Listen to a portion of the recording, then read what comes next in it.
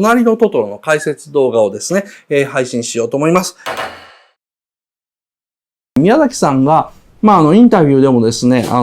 今まで作った映画の中で、一番理屈が多い作品っていうふうに言ってる作品なんですね。あんまりそういうこと語る人じゃないんでですね、理屈のギリギリのところで綱渡りをしながら作った。どういう意味かっていうと、いかに理屈で作ってないように見せてるのか。全部感情感覚で作ってるように見せながら、実はもうギリギリまで理屈論理を組んで作ったっていうふうに言ってるんですね。その宮崎駿がここまでですね、語った理屈というのは一体何だったのかですね。今回ですね、タイトルが子供に教えてはいけない隣のトトロなんですけども、その意味はですね、子供を本当にそのまんま楽しめばいいと思うんですよね。そのまま楽しめばいいと思うんですけれども、影響がすごいんですね。隣のトトロでなんだかんだ言って、本当にトトロを見たら、当時、自分自身も4歳児連れて見た時に思ったんですけども、キュウリの丸かじりしたがるんですよね。トトロに出てくるですね、トトロのキュウリっていうやつで、生のキュウリをガリッとかじったりするんですけど、ああいうのをね、やられるとやっぱ親としてはですね、嬉しくなってしまって、なんか子供にいい作品っていうふうに思っちゃうんですね。だから、どちらかっていうと子供がそこまで喜ぶっていうよりは、なんかその親が子供に見せたがる作品としてですね、なかなか使い勝手がいいところがありました。そういうですね、子供は素直に見ていればいいんですけど、大人のためのですね、大人だけがこっそり楽しめるですね、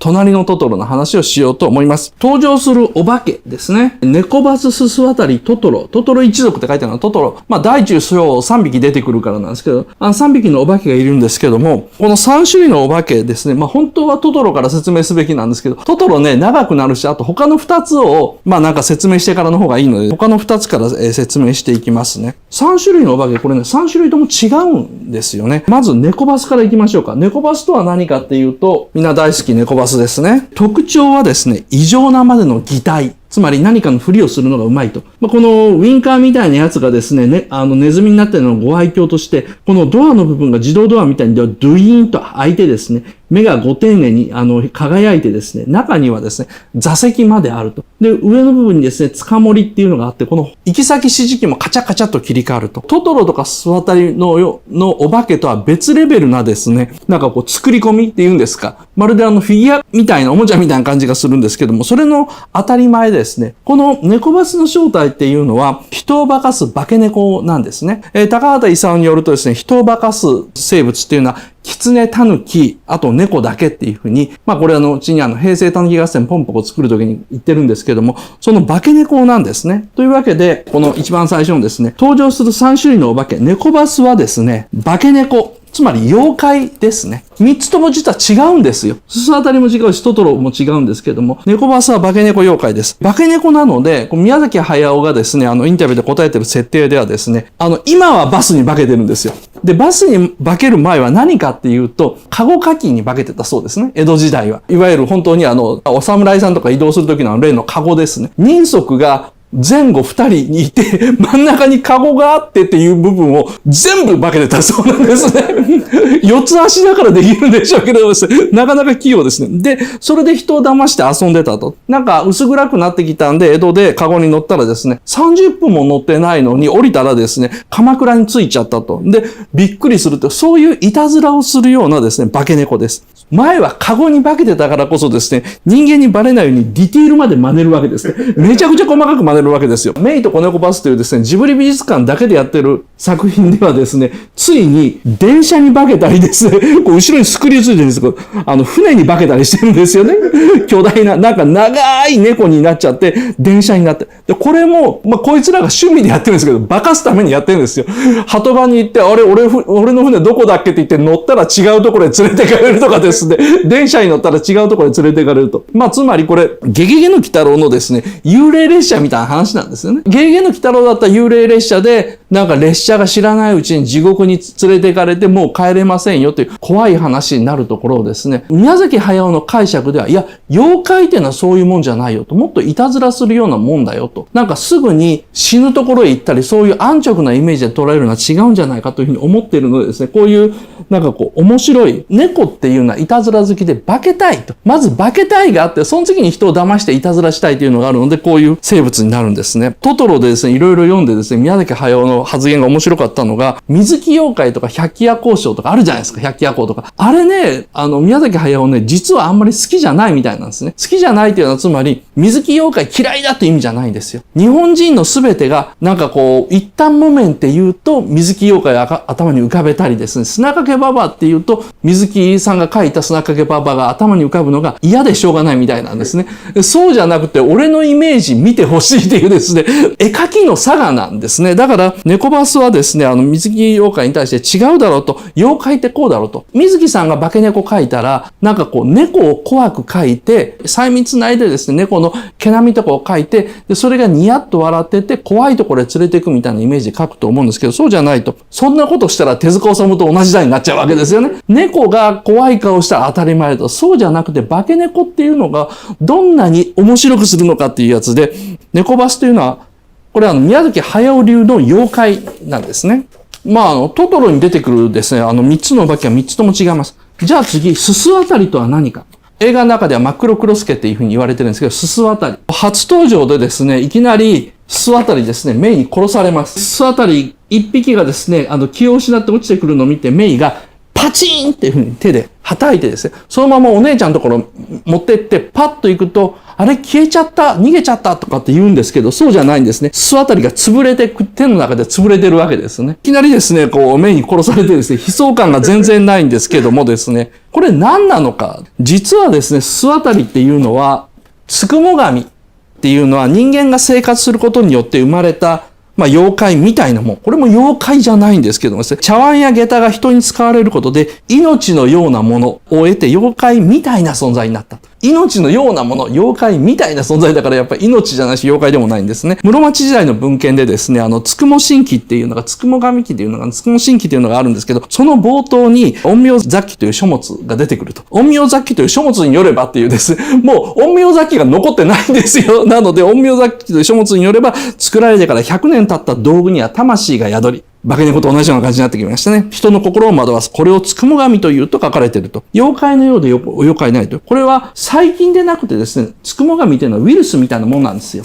高校とかで習うですね、バクテリアファージのですね、模式図ですね。電子顕微鏡で見ても本当にこんな形してるからですね、こういうウイルスというですね、やつがいるんですけど、このウイルスっていうのは生物のようで生物でない。形としてはですね、二重面体の頭があって、その中にですね、DNA が入ってるだけでですね、で、この足みたいなやつでガッと細胞にくっついて、中にこの DNA を送り込むと。そうすると、細菌がバクテリオファージに変化するというですね、ものすごい不思議な生物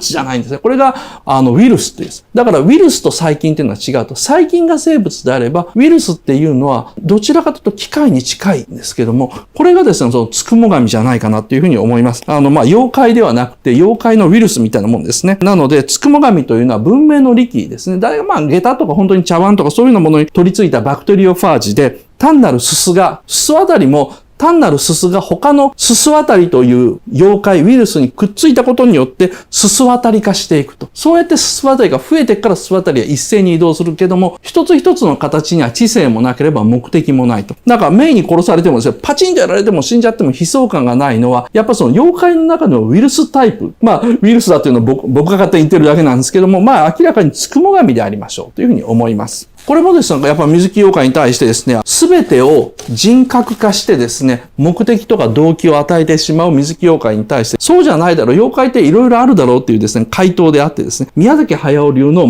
つくも神ではないのかっていうのがすすあたりだと思います。いよいよトトロですね。トトロっていうのは何者なのかですね。これは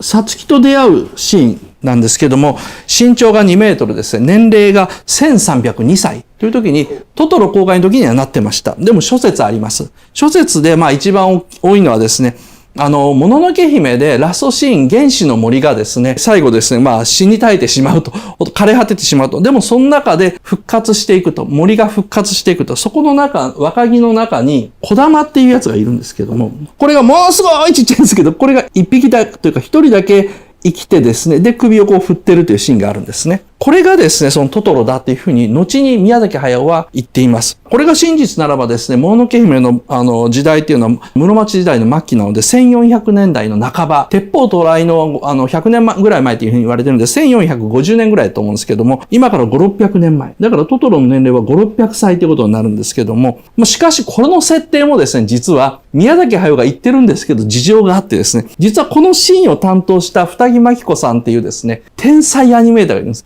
すごい優秀なアニメーターで死んじゃったんですけども、天才アニメーターがいて、これですね、トトロということにしてくれませんかというふうに宮崎駿に言ったんですね。自分でこのシーン書いてて、最後、木だけ生えてるというところにですね、二木さんが、これ小玉一匹だけ出しませんかっていうふうに言って、宮崎駿が、ああ、それいいアイデアだね、採用ってことになって、小玉一匹だけ出てくると。で、そしたら、その小玉が、これ後にトトロになったということにしませんか。でないと、このもののけ姫っていう話って、アニメーターとして参加してて、あまりにもやりきれないですと。なんで最後こういうふうに人間っていうのはなってしまうんだというふうにあって、やりきれないから、最後希望が欲しいから、トトロということにしませんかって言ったら宮崎駿が、ああ、いいね、その設定採用ということで、宮崎さんはこう、設定採用したわけですよね。隣のトトロ、トトロは公式にはですね、1303歳だったかな ?1302 歳と書いてあって、一応いろんなところには、実は小玉の、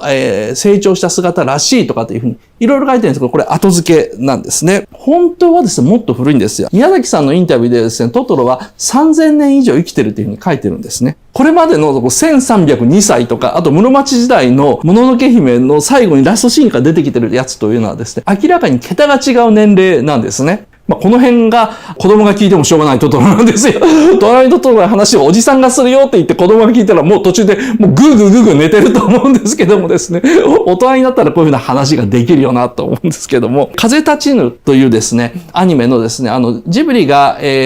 一応公式として出している文藝春秋のですね、ジブリの教科書というシリーズがあります。その中の風立ちぬの巻で、鈴木敏夫さんはですね、もともと宮崎駿ですね。宮さんにはトトロについてこんな妄想を膨らましていましたと。かつてこの世にはたくさんのトトロ族がいたと。彼らは人類と戦って滅ぼされた。が、その生き残りがいろんな時代に登場すると。中世ならもののけ、江戸時代には幽霊、そして今、隣のトトロと。トトロはそういう歴史上を背負っている存在なんです。ただ可愛いだけの生き物じゃない。恐ろしさも含んでる。なかなかね、ショッキングな発言です。普通、だから映画見てる人っていうのはみんなは日本から自然が失われた。昔は綺麗だった、昭和30年の綺麗だった日本からそういう自然が失われた。だからトトロがいなくなったんだっていうふうに思ってるんですけど違うと。人間とかつて戦って滅ぼされたというですね。これが宮崎駿がもともと思ってた隣のトトロのですね、このプロットというやつですよね。じゃあその戦いって何だったんだろうと。その前にですね、もう一つトトロの特徴というのを考えてみます。トトロですね、これ初めてサツキがトトロを見るシーンなんですけども、木の穴からウロからボーンと落ちてきたらそこになんか大きいものがいるんですけども、ここにですね、不思議なものが映ってます。これトトロのいる場所にはですね、ほとんど自然なものしかないんですけども、唯一人工物っぽいものがあると。これ何かって話なんですけども、これ実は後でアップになるんですけども、縄文式土器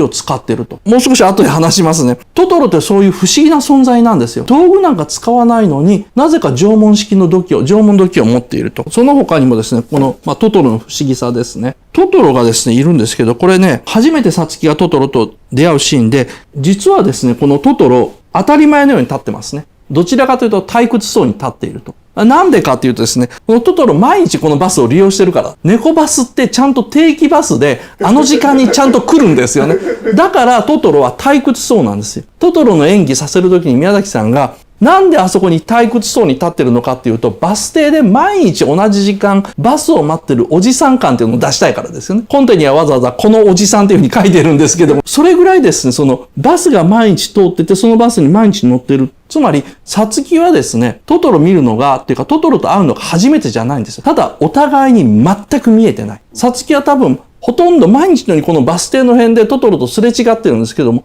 全然トトロが見えてない。トトロもサツキが見えてない。お互いに見えない存在なんですね。これはですね、宮崎駿が作画の時の注意書きにすごい慎重に何度も書いてます。トトロの目の焦点を合わせないでくださいと。例えばそのトトロの表情をつけるときに、サツキとかメイと目が合うというようなことがないようにしてください。なんでかというと、何も考えてない目にしてくださいと。人間から何か考えていることを読まれるようでは困りますっていうふうに言って、最終的にはトトロの作画のシーンを宮崎駿が、はい、宮崎それやりますというような感じですね。どんどん引き受けちゃうんですけどもですね、サツキに興味がないんですよね、これ。面白いことに。この人間には見えないものっていうのはですね、僕は昔からですね、岡田敏夫がですね、知ってる怖い話の一つなんで、怖い話って言っても本当にかすかなかけらみたいなんですけども、子供の頃に見た心霊番組で一個だけすごい怖かったのがあって、何かっていうと、ある写真あると。心霊写真ですよね。それをお祓いの人のところに持ち込んだと。そしたらこれは何とかの霊です。これ何とかの霊です。何々が映ってますっていうふうに言うんですけども、一個だけですね、チラッと見た瞬間にパッと伏せてしまったのが。で、それを慌てて紙か布、忘れたんですけど、包んで、ここは私が見てはいけないものが映ってますと。私だけではなくて、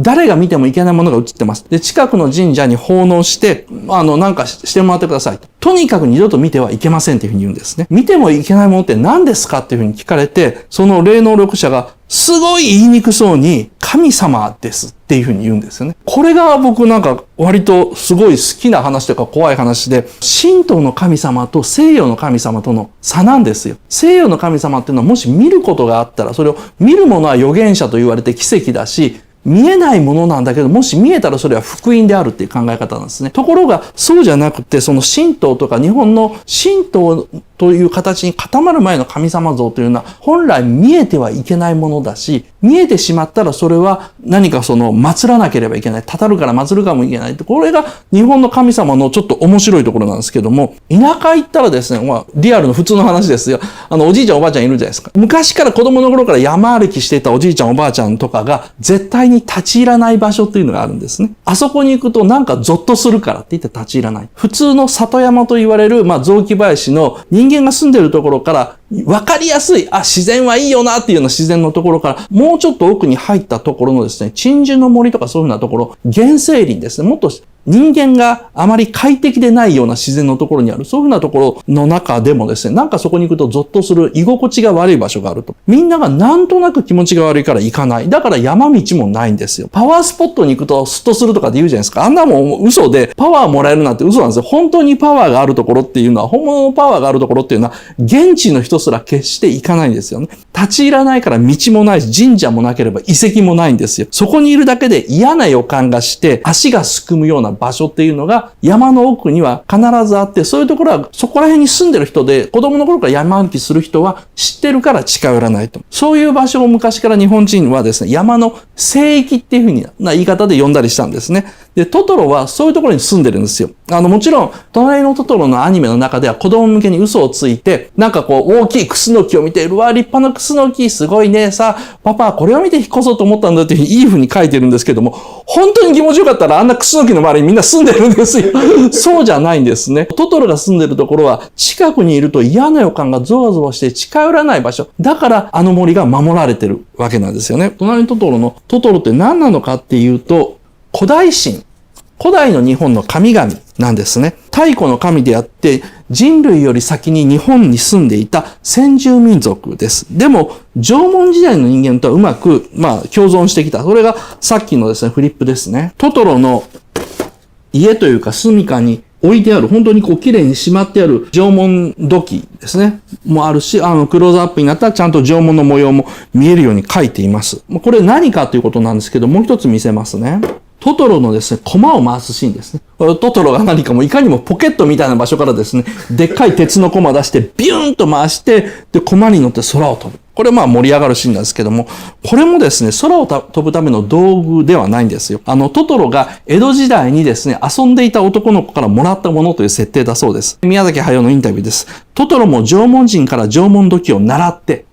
ですよ。作ったんですよ。だからさっきの土器。トトロも縄文人から縄文土器を習って、江戸時代に遊んだ男の子の真似をして駒回しをやってるんでしょ。トトロは3000年も生きてますから、本人にとってはついこの間習ったことなんです。っていうふうに言うと。トトロにとってはこの駒もそうなんですけど、この傘もサツキにもらった単なる遊び道具なんですね。本来の用途っていうのはトトロに関係なくて、すべてが遊び道具とか楽器みたいに考えてるんですね。宮崎さん続けてひょっとしたらカンタのばあちゃんが親に叱られて泣いて歩いてた時、トトロに会ってるかもしれない。トトロはひょっとしたら小さい時のばあちゃんとメイを同じ女の子だと思ってるのかもしれないというふうに言ってます。あの辺の人は大体すごい小さい頃にトトロと遊んだことがあるのかもしれないっていう設定なんですね。でも、縄文土器だけはですね、この駒とか傘と関係なく、正しい使い方をしている。ちなみに、駒に乗って飛んでるように思われてるんですけど、違います。トトロは単独で飛行能力があるんですよ。ただ、飛行能力があるときに、駒を回して乗ってる風にすると面白いからやってるだけであってですね、駒自体には何の意味もない。傘をお祈りの道具として使ってるのと全く同じですね。本来の使い方と関係ないことをやってるんです。ここまでのトトロの設定というか性格をまとめるとですね、トトロは3000年以上前から日本に住んでいた森の神様、縄文人とは共存できた。その後人間と戦争になり滅ぼされた。この映画に出てくるトトロは最後の生き残りってことになります。じゃあなんで滅んだのか。ここを見てください。2万年前の日本列島っていうか日本半島ですね。弓状にですね、大陸から突き出した部分でですね、これが縄文以前の日本です。2万年前です。日本海というのがなくて巨大な湖があってですね、北海道、本州、九州、四国はすべて一塊になって朝鮮半島とつながって間に川が流れてるだけです。つまり海峡で朝鮮と離れてるのではなくて、大きめの川が一本流れてるだけで、完全にですね、北海道とシベリアのあたりが繋がっています。これが2万年前の日本です。瀬戸内海もありません。この日本半島ですね。この日本半島ってめちゃくちゃ面積広いんですよ。この広大な日本半島だからこそ、巨大なですね、照葉樹林と言われる照葉樹林や落葉紅葉樹林というのが維持できたと。つまり、古代日本は大きな森だったっていうのは、2万年前のこの巨大な日本半島だったから、今の日本列島ではですね、そのような巨大な森を維持するのはできないです。だって、これ瀬戸内海もないんですよ。本当に巨大な大地があると。この神が存在できるだけのスケールの森っていうのを育てられた。2万年前の日本では。土地のサイズがとにかく違いすぎると。で、この巨大な森を要することができるでかい大地だからこそ、もののけ姫に出てくるですね、犬神とか獅子神が存在できたわけです。九州を本拠地としていた獅子神の主、乙事主っていうのがいたじゃないですか。あれ、西の方、つまり九州を本拠地としてたんですね。でも彼、乙事主はですね、もののけ姫の中で、見よ、今の我らの眷属をと、体は小さく、すでに言葉も話せないっていうふうに嘆きます。乙事主たちですね、その獅子神の一族はですね、実は人間との直接の戦いで滅びたんではないんですよね。なんで滅びたのかっていうと、もののけ姫の話をせざるを得ないんですよね。これですね、現在との平均気温の差です。1万年前から現在なんですけども、1万年前っていうのはですね、今より平均気温が5度低かったんですね。縄文時代に入る頃にですね、今よりプラス2度、つまり8度も上がっている。7度から8度上がっているんですね。今よりですね、この2万年前の5度低いというのはどういうことになるのかっていうと、海水というのは水というのはですね、寒ければ縮小するし、暑ければ膨張します。地球が温暖化すると、なんで海面が上がってくるのかというと、氷が溶けるからというよりは、海面自体が、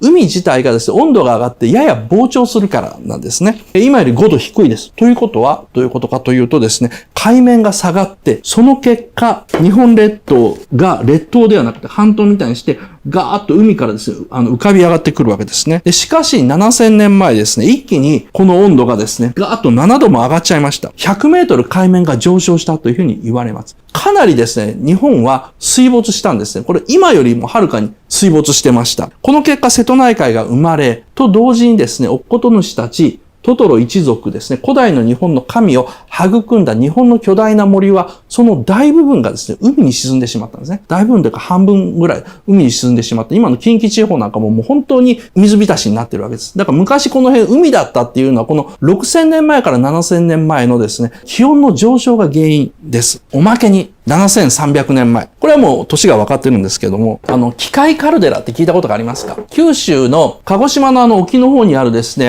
火山なんですけども、7300年前ですね、機械カルデラの大噴火がありました。これはもう本当に次にあったら人類が滅ぶんじゃないかというレベルのですね、大噴火ですね。で、これによって縄文初期の文明とかですね、は全滅したというふうに言われてるんですね。乙事主たちが、もののけ姫の回でもっとちゃんとやりますけどもですね、おこと主たち、獅子神たちがですね、西から上がってきて、体がどんどん小さくなってきたっていうのはなんでかというと、この機械カルデラの大噴火があったからなんですね。で、その結果、九州に住めなくなって、これ実際に本当にそうなんですけども、縄文初期の文明、これで全滅してますから。実際にですね、東へと移動したと。と同時にですね、海が増えて、ついにですね、この朝鮮と日本の間にですね、海峡ができるんですね。で、その結果ですね、日本海というのが存在するようになって、この南の方から暖かい海流がガーッと流れて入ってくるように。で、北の方から間宮海峡ができて、シベリアの冷たい水が入ってくるようになって、ここでですね、暖流ができると。この結果ですね、ものすごい日本海側に豪雪地帯、雪が降るようになる。この豪雪地帯で雪が溜まるようになって、初めて日本はですね、温暖化して海が増えて、その結果稲作ができる。稲が大量生産できるような場所になるんですね。稲が大量生産できるようになると、森がどんどん伐採されて田んぼになる。人口がどんどん増えると。この結果、獅子神たち、おっこと主獅子神たちっていうのは人類に滅ぼされていったというふうになります。なんか森が切られて、火を燃やされて、もののけ姫たちに出てくるですね、神様たちっていうのは滅ぼされたっていうのはそうじゃないんですね。まず大きな事件として、もともと2万年前から1万年前ぐらいは広大な森が日本にはあった。それは日本が半島だったからです。ところがそれが海位の上昇、100メートルぐらい海位が上がってしまって、温度が7度も上がってしまって、森がなくなった。同時に機械カルデラで大爆発が起こって、九州から多分中国地方のあたりまでが人間が住めない状態になった。で、その結果西へ行くんですけど、その時に弥生民族が中国の方からですね、朝鮮半島の方から上陸してきて稲作を始め、森をバンバン切るようになった。なので、おっこと主たち、獅子神たちは鉄と火が大嫌いなんですね。鉄が嫌いっていうのは、その鉄を作る民族っていうのが稲を作る弥生民族だからですね。と同時に火が嫌いっていうのはこの機械カルデラがあるからです。というのが、もののけ姫の基本設定なんですけどもですね、この基本設定は置いといてですね、トトロたちのですね、祖先の話なんですよね。もののけ姫の古代神っていうのは、もともとその2万年前の地球で栄えてたですね、クトゥルーみたいなもんなんですよ。先住民族であり、人類はよそから来た、よそ者なわけですね。それが、機械カルデラの噴火で九州を追われて、6000年前の海面上昇で森が劇的に縮小して生きる場を失ったと。縄文人たちですね。このトトロたちが仲良しだった、まだ仲が良かった縄文人たちっていうのは農業はやってたんですけども、あくまでですね、小規模なんですね。小さい規模の商業。しかし、弥生人たちの農業っていうのは大規模で、太古の森をですね、みるみる伐採してですね、燃料を作ったり畑田んぼに改造したりしたんです。で、太古の森っていうのは、ここが最初に、さっき言ったですね、里森になっていってしまったんですね。古代のですね、クヌギとかブナとかそういうようなですね、縄文時代の木がどんどんなくなっていってですね、利用しやすい雑木林の里山になっていったと。今僕らが目にしているですね、山に行って自然があるなと思ってる、キャンプしてる時に自然があるなと思うじゃないですか。あれは実は自然ではなくですね、農業が一回日本列島をほとんど改造してるんですね。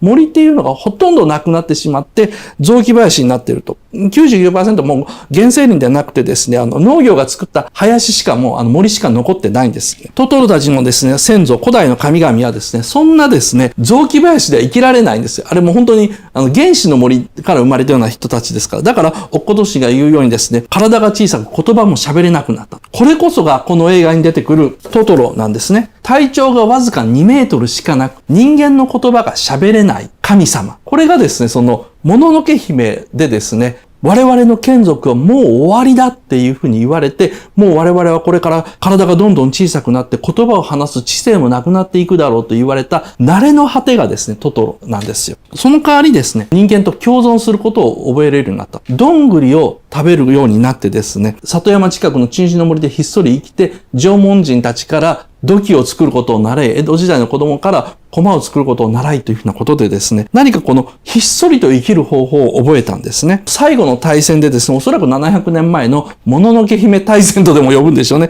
あの大戦で敗れた子孫たちが日本中のいろんなところでひっそり暮らしている。所沢でひっそり暮らしていると。トトロっていうのは西洋人に絶滅させられかけたアメリカインディアンみたいなもんなんですよ。そういう先住民族みたいなもので、稲作をする弥生人、つまり僕らですね、に見つからないようにひっそり生きていると。というわけでですね、もう一回ですね、風立ちぬの教科書の鈴木敏夫さんの言葉を読んでみるとですね、もともと宮崎さんにはトトロについてこんな妄想を膨らませていました。かつてこの世にはたくさんのトトロ族がいた。彼らは人類と戦って滅ぼされたが、その生き残りがいろんな時代に登場する。中世ならもののけ、江戸時代には幽霊、そして今は隣のトトロ。トトロはそういう歴史を背負っている存在なんです。ただ可愛いだけの生き物じゃない。恐ろしさも含んでいる。トトロで裏設定というかですね、ベース設定を宮崎さんは子供向けに